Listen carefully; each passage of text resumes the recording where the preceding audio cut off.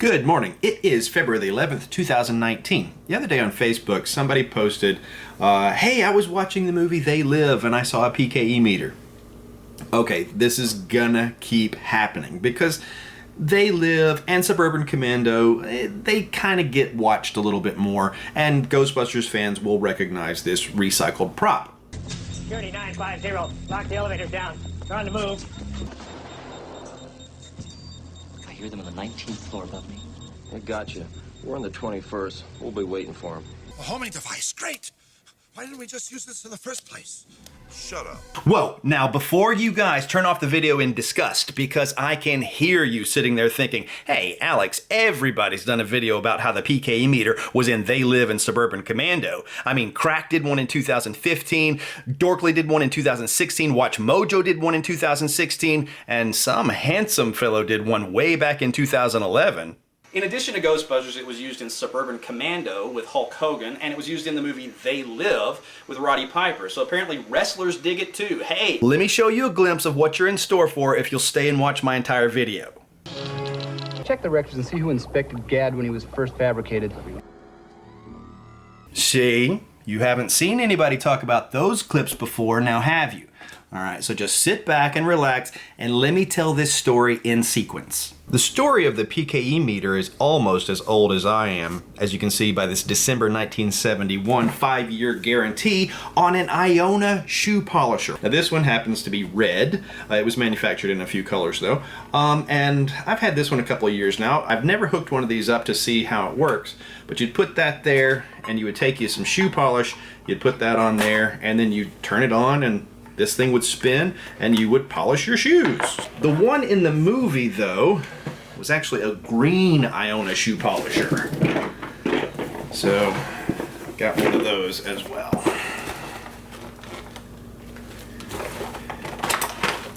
All right, so there's my green one. Here is the red one. All right. So I think they were also manufactured in black. I'm not entirely sure about that. I don't have a black one personally to know. But then it was turned into the familiar PKE meter prop that we've seen in the movies.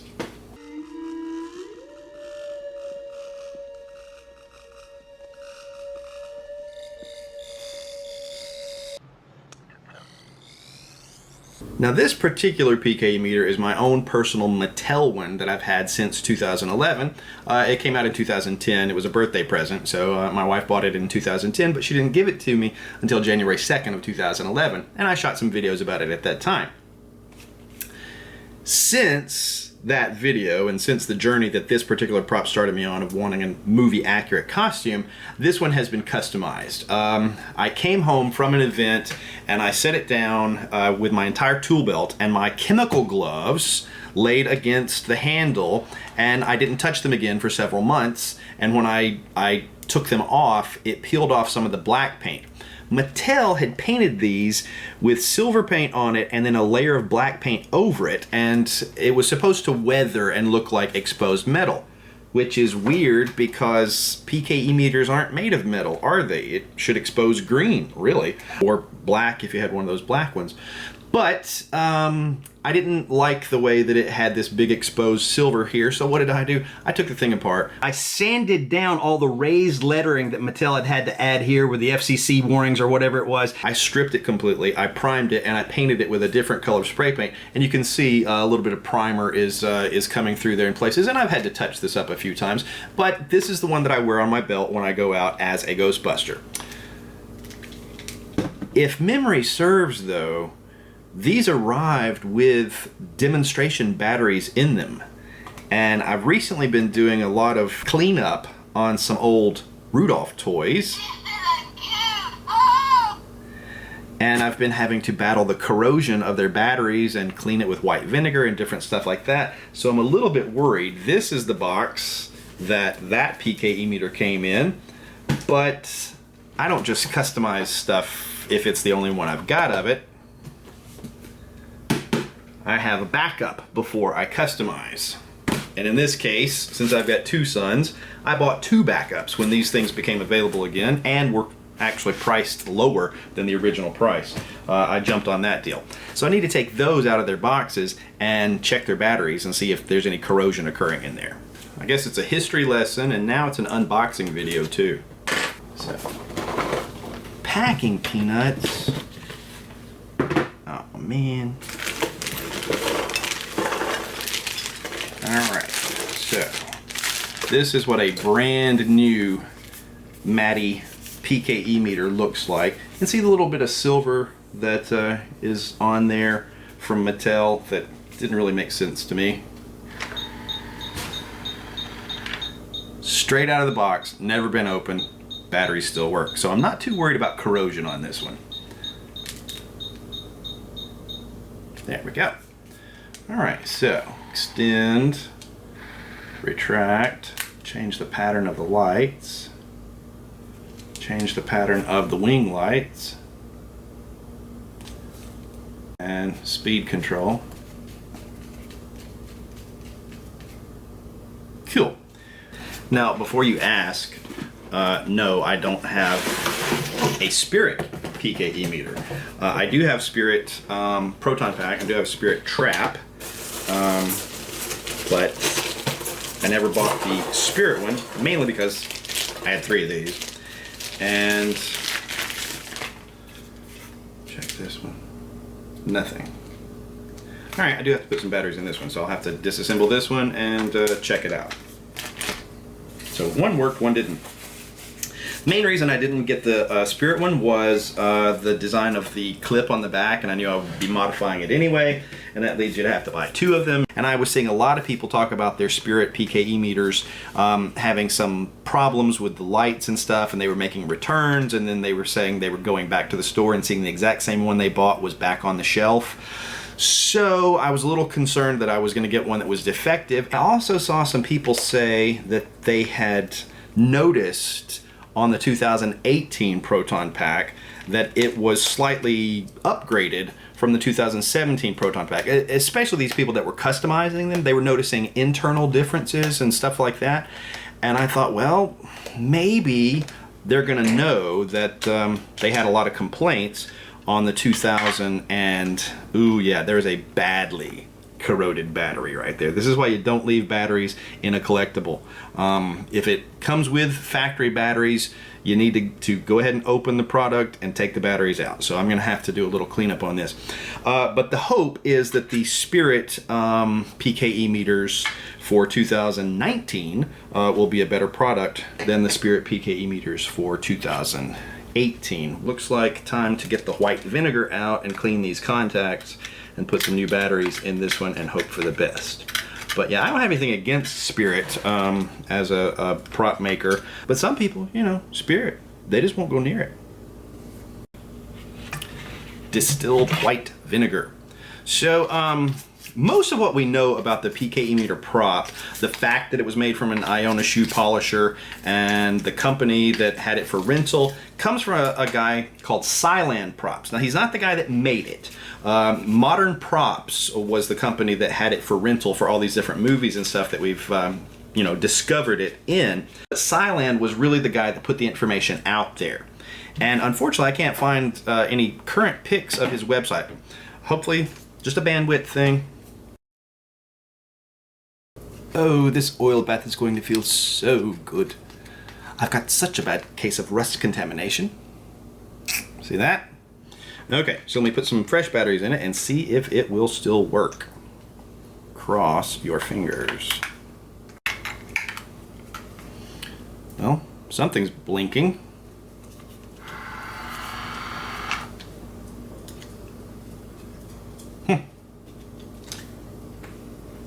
Well, unfortunately, I just took the batteries out of the customized PKE meter, my personal one, and that we just saw working in this video, and put them in this third PKE meter, and it's still not doing anything. So I know those batteries are good.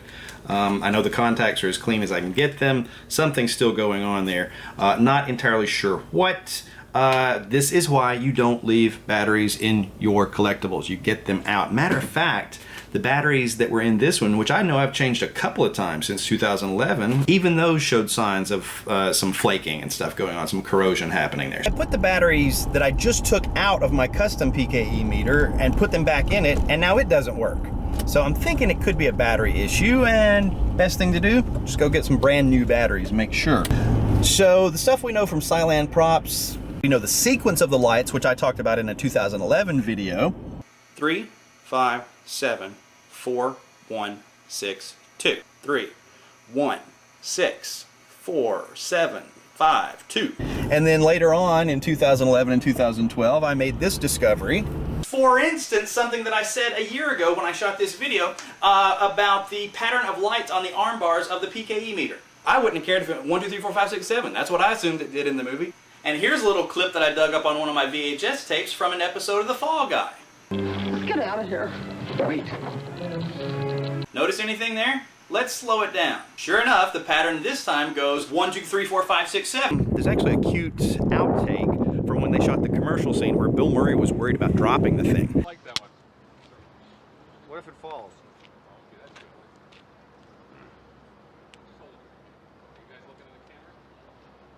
He needn't have worried because there were actually 2 props built, according to Cyan Props, so that one prop could charge while the movie company was using the other one, or if there was a mechanical problem or a glitch with one of the props, they always had a backup.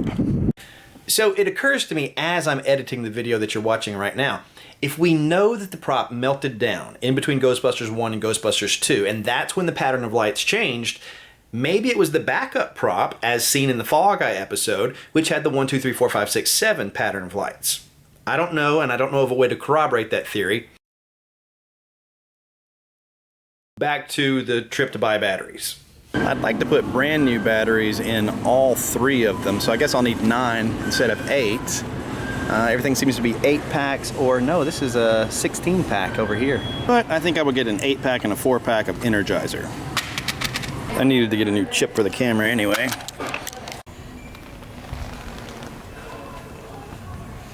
Tempting, more on that later. Huh, also relevant.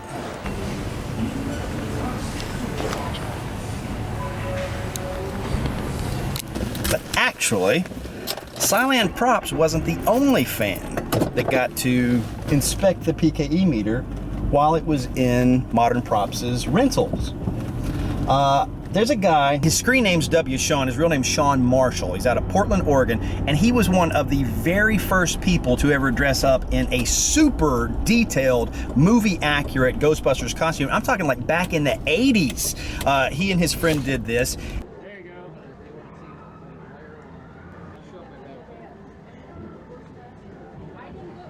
So around 1993, he says, his buddy Brian's work took him to Modern Props, where he got to take some photos of the actual PKE meter prop just sitting out on a work table.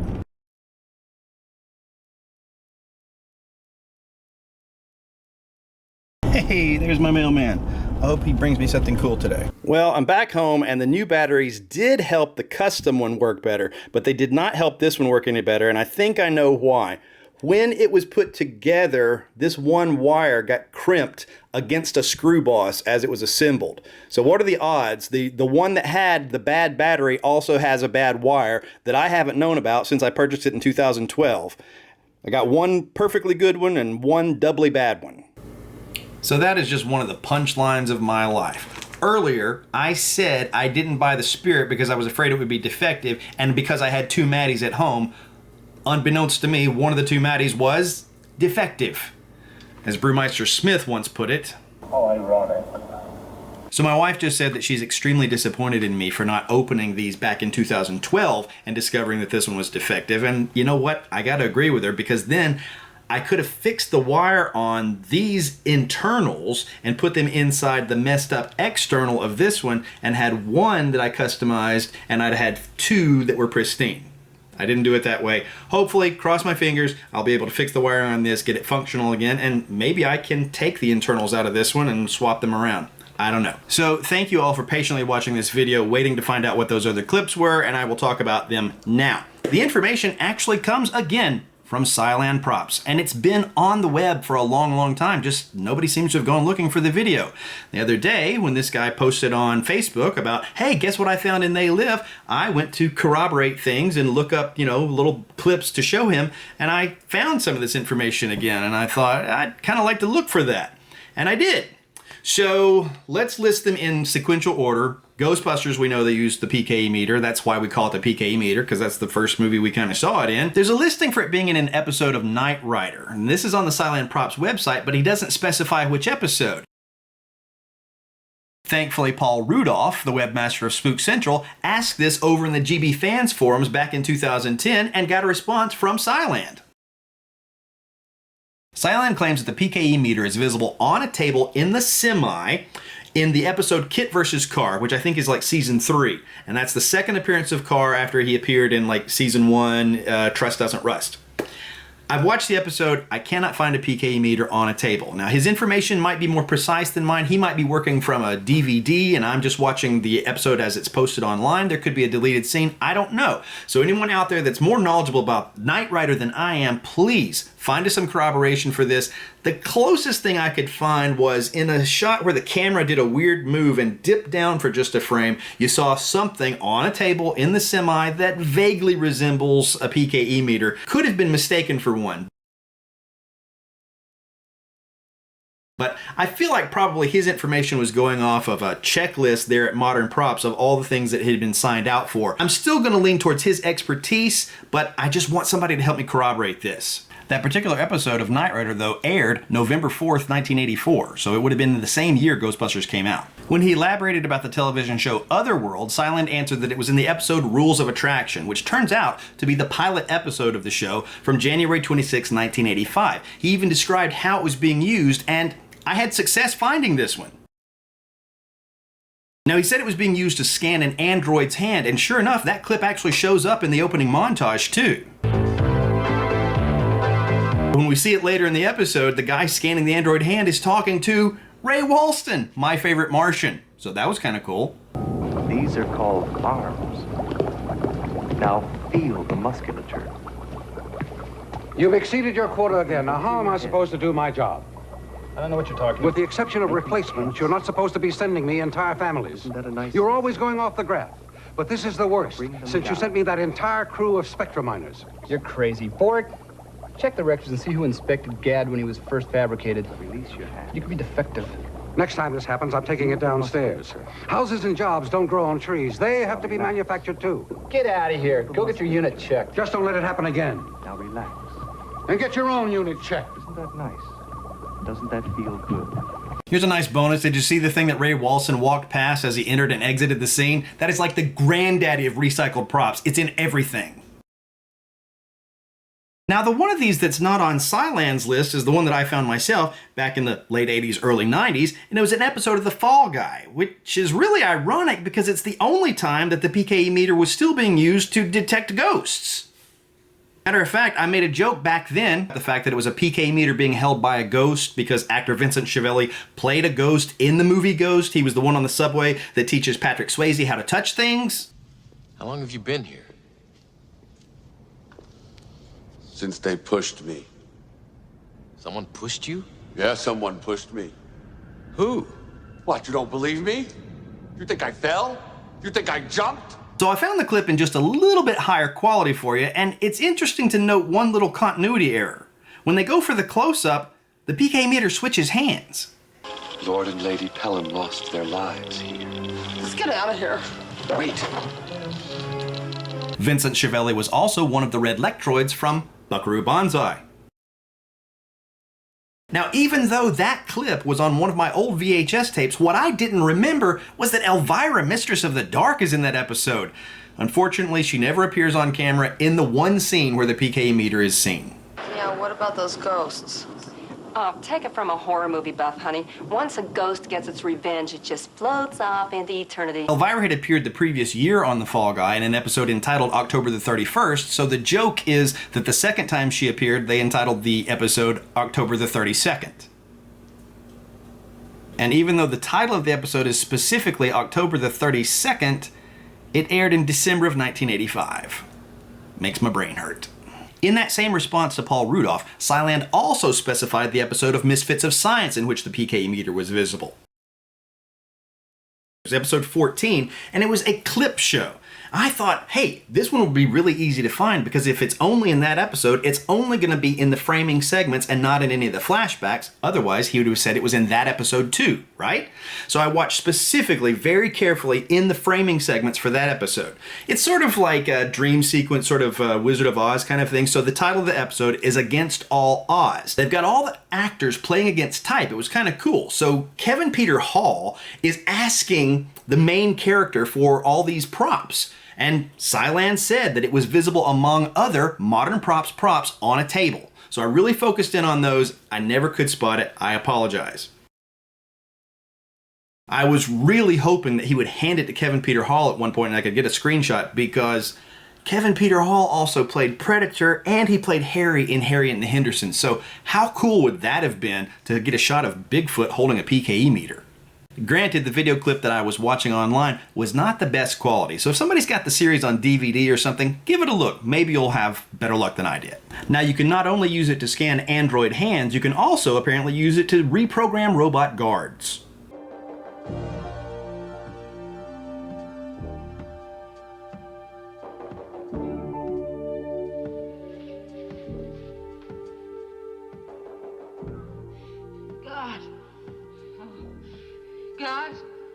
God, please.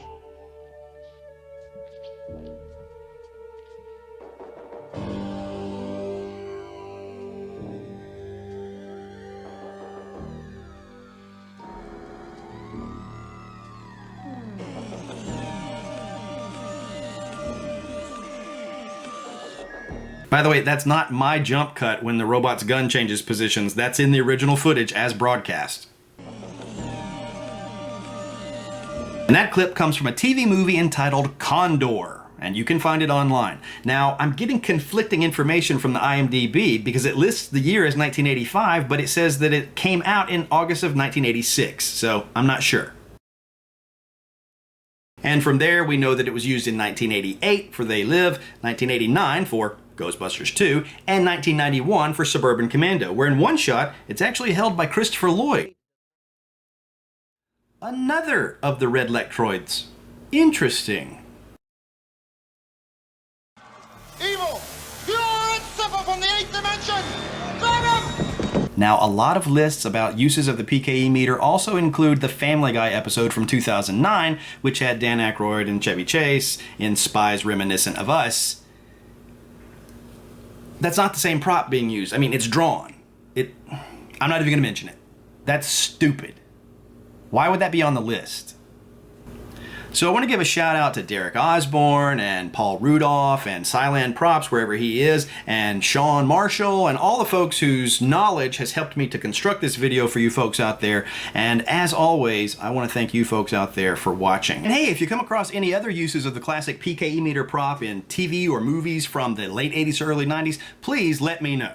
You sure you don't want to say PKE meter just one more time? So this is the special edition of this video. I went back to correct a couple of tiny errors. I hope you're enjoying watching it. Since it was released, I was contacted on Facebook by Matthew D. Jordan of the Ghostbusters Wiki. He said about 5 years ago he tried finding the PKE meter in that episode of Knight Rider and that episode of Misfits of Science, and he came up blank on both. So he invited Sciland, whose real name, by the way, I believe is Brent Kling, to give some more hints. As far as I know, nobody's ever tracked it down.